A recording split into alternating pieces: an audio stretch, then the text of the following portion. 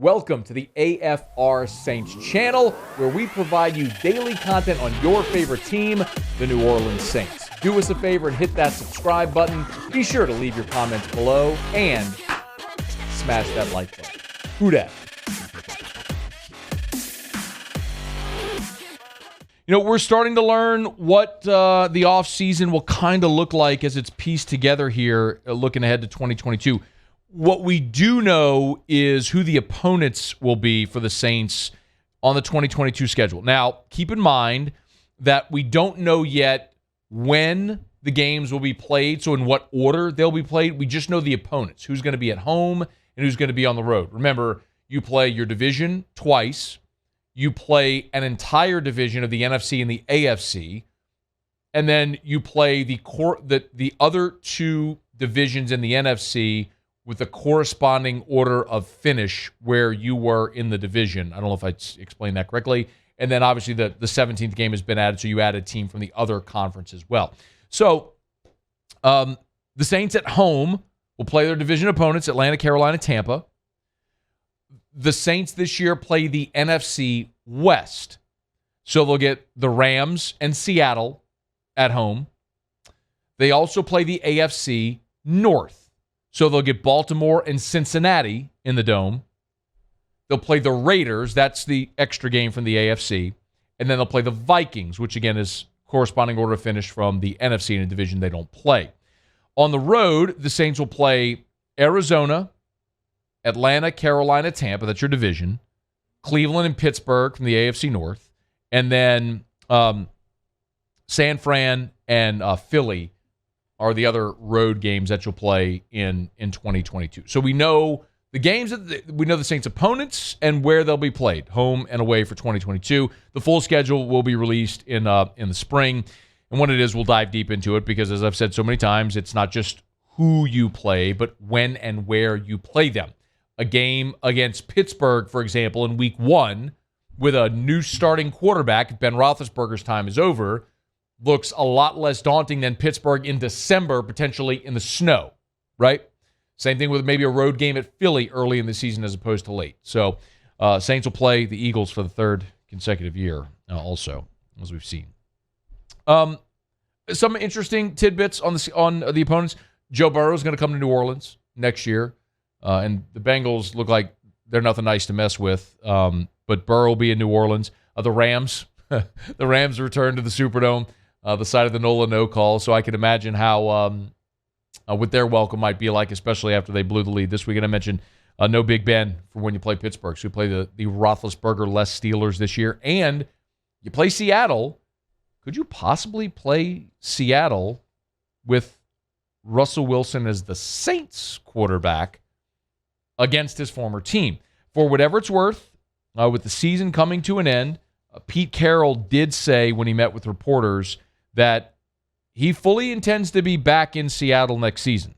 Seahawks finished 7-10 this year. That was their worst record since the year before Carroll showed up, in 2009. Worst record since 2009 for Seattle. Pete Carroll is 70 years old. He's under contract through 2025. Says he's healthy, feels great, and fully expects to be back. And has had great conversations with the owner. It's Jody Allen. Paul Allen, of course, died in 2018. His sister Jody is the principal now. So, Seattle did win 4 of their final 6. They beat the lowly Texans and Lions, but they also beat the Niners and the Cardinals, who are both headed to the playoffs. So, what happens with Pete Carroll, I think, certainly could play a big role in what happens with Russell Wilson in his future. But if you're sitting there just shrugging your shoulders saying, Saints ain't getting Russell Wilson, we've gone through this so many times now. You know, Russell Wilson last year, this past offseason, was very much open to greener pastures. His agent was putting it out there publicly, teams to which he would accept a trade. How much of that is satisfied now? I don't know. Maybe it was fine in the offseason, but when you go through a season where you finish sub 500 and you miss the playoffs again and you've won one playoff game in the last 5 years, you're at that point where if you're Russell Wilson, your stated goal is to win 3 more Super Bowls, and you're right now 33 years old, you're not getting any younger. Do you have enough around you in Seattle to win a championship? Probably not. You could look at New Orleans and say, and they started 58 different players this year. They were still above 500 and could very well be right there on the cusp. So there's an argument to be made. And financially, of course, Seattle would save $11 million against the cap if they moved on from Russell Wilson this year, and that number would grow to $27 million they would save against the cap in 2023. So financially, it would make sense for Seattle to move on from Russell Wilson, but do you really want to move on from your franchise quarterback? Big decisions that have to be made for that franchise and for New Orleans as well. The other thing that we learned with the regular season coming to a close is the draft order. So when the draft hits this spring, as a result of the Raiders beating the Chargers moved ahead of the Saints one spot to 17. So the Saints will pick 18th in the draft. I know there were some that were sort of stumping for the tank scenario for New Orleans. And look, Philly, Miami, Philly has the pick via Miami. So Miami at 9-8, which is Philly's pick. Philly's pick via Indy as well at 16. So 15-16, Philly goes back-to-back. The Chargers at 17 and the Saints at 18. Those are all 9-8 teams. So had you lost one more game, you would have drafted somewhere in the 12 to 14 range, depending on tiebreakers, and I don't know them offhand, so forgive me for that. But I don't know that 12 to 14 is so drastically or 12 to 15 is so drastically different from 17 or 16 to 18. 12 to 18, yes, it feels significant, no doubt. But at the same time, I'd always rather win games and get in the playoffs. It's way more interesting to be a team that's in the hunt, fighting for a playoff berth, and giving yourself a chance in the playoffs than to be a team that's constantly playing for the draft. Because realistically, what are you going to do at 12, 13, 14 that's so drastically different from 15, 16, 17, 18 that's going to change your franchise? Unless if it's the starting quarterback, and I don't think that's there in this draft. Maybe I'll be proven wrong, but I think a lot of you probably agree with that. This is a weaker quarterback draft. There is no Burrow. There is no Trevor Lawrence. There is no guy that's the no doubt number one overall pick, the guy or the top five of the draft heavy, no Justin Herbert in this class. I mean, are you convinced on Matt Corral? Are you convinced on a Desmond Ridder? Do you love Kenny Pickett? Some team might. Some team's going to take those guys in round one. Hell, one of them might be there at 18 when the Saints pick. But I don't think that it justifies playing for the future to get one of those guys. New Orleans is going to have to answer that question this offseason. There's a lot of them. Who's going to be your quarterback? Are you able to make a deal for a guy like Russell Wilson? Maybe.